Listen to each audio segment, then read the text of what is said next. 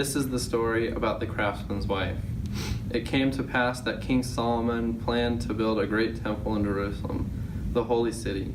In preparation, he asked the kings of nearby countries to send him their most valued master craftsmen, assuring them that he would highly reward these artisans for their work because of the awe with which the rulers of other countries regarded King Solomon. They dutifully honored his request.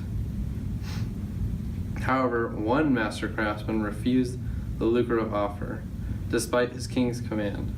In fact, the greatest reward would not motivate this craftsman to leave the city in which he lived. For he had such a beautiful wife that other men were captivated by her. For he had such a fear that if he left his wife's side, other men would seduce her in his absence. When the king of the craftsman's country learned of his subjects' refusal to work on King Solomon's temple, he sent for this master's craftsman. Master Craftsman, you must go to Jerusalem at once and do your part in building the great temple. To refuse such a powerful king could bring war to my kingdom, and therefore, if you continue to refuse my command, you will force me to kill you. Oh dear, what had happened? Has one of our friends died? No one has died yet, dear one, but the king has just cut short the days of my life. Either I go to Jerusalem at once and leave you with the other master, or the king will kill me, the craftsman. With an impossible choice I face, I value my life, and yet I cannot possibly leave you. A married woman without her husband is as vulnerable to advances of other men as she were a maiden or a widow. And a woman with your beauty will be pressured to accept another man in my absence. So of course I am despondent, and of course I am dismayed. My heart is burdened with care and sorrow. Calm yourself. Such care and sorrow burden your heart with cause. You have no need for fear and separation, for I will never love any man but you, no matter how handsome, how wealthy, or how powerful he might be. The craftsman's wife was true to her word. When the time came for her husband to leave on his journey, she placed a necklace around his neck that held a small glass cylinder in which she sealed a piece of cotton wick and a glowing coal. In fact, I will give you a special talisman to take with you on your journey to the holy city. Just wait and see. Wear this talisman day and night. If I should burn with desire for another man, the hot coal will ignite the cotton wick. However, as long as my love is constant for you, the wick will not catch fire despite the presence of the burning coal. So, dear one, put your heart at ease, trust me, and farewell on your journey to the holy city. And so it came to pass that the master craftsman took leave of his wife and went forth to Jerusalem in order to do his part in the building of King Solomon's great temple. He was plying his trade in the holy city when King Solomon made one of his daily visits to the site. The mighty king happened to come upon the craftsman, and he immediately noticed the strange talisman that hung from the craftsman's neck.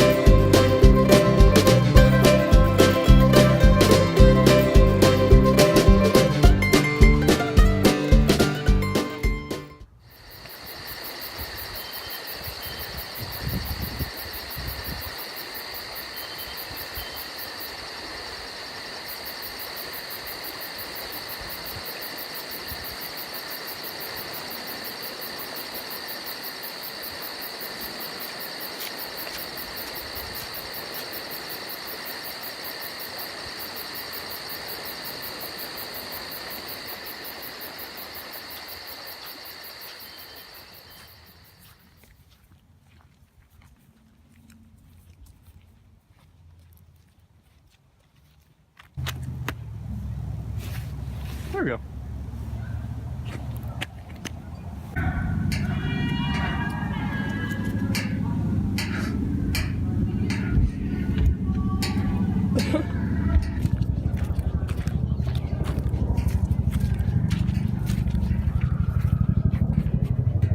Master Craftsman, why do you wear that strange object around your neck, and what does it mean? Oh, this thing? As I was leaving for the holy city, my wife gave it to me, and she said to Wait me, and see, wear this talisman day and night. If I should burn with desire for another man, the hot coal will ignite the cotton wick. However, as long as my love is constant for you, the wick will not catch fire despite the presence of the burning coal. So, dear one, put your heart at ease, trust me, and farewell on your journey to the holy city. My friends, I want you to go to the Master Craftsman city and find a way to live in the house until you manage to seduce his wife. I am sending you forth with an amply money and tempting gifts so that your journey will not be in vain. Now that, if you are successful, I will reward you well. "It is our pleasure to do as you command, your majesty." Be assured that we will conquer her heart.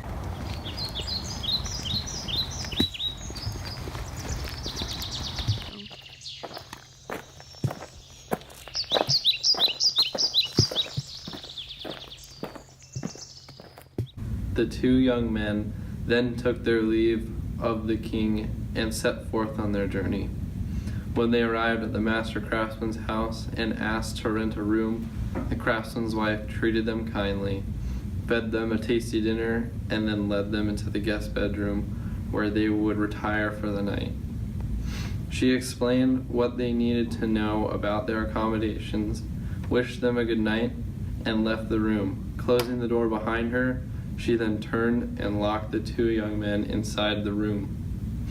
The craftsman's wife kept the young men imprisoned in the guest bedroom for 30 days and nights. Her servant saw to it that they were fed and cared for every day, but they were never permitted to leave their room. Meanwhile, day after day, King Solomon watched the wick in the master craftsman talisman to see whether or not the burning coal had ignited it. He waited as day after day the wick remained untouched by the coal's heat. 30 days came and went, and still the wick did not burn, nor did the two young men return to the holy city. So it came to pass that King Solomon decided to journey to the master craftsman's home in order to see for himself what had happened. He disguised himself as a merchant, traveled to the craftsman's city, and lodged in the craftsman's house. Now, the master craftsman's wife immediately realized that her new guest must be King Solomon, and therefore she treated him with the greatest courtesy. As part of a delicious dinner, she set a plate of colored hard-boiled eggs before the king. Your Majesty, you have the bearing and the manner of one who can only be King Solomon. Therefore, I am your humble servant, and I wish to learn which egg you think is the finest. Woman, despite the different colored shell, all these eggs taste the same. After all, one boiled egg is the same as another. What really do you expect? Okay. More important, however, is the fact that making love to one woman is just like making love to another. For women are like these eggs. Some are prettier to the eye than others, but inside they are all alike. And of course this applies to me. I may be more beautiful than other women, okay, but I'm different in no other way. Therefore, unless your intent was simply to admire my beauty, you have wasted your time by making a long journey here. And so it came to pass that the craftsman returned home to his wife, who proceeded to relate the same story that King Solomon had told him. The master craftsman gained a greater appreciation for his wife, whom he held in highest esteem till the end of the days, and their friendship with King Solomon was a lasting one.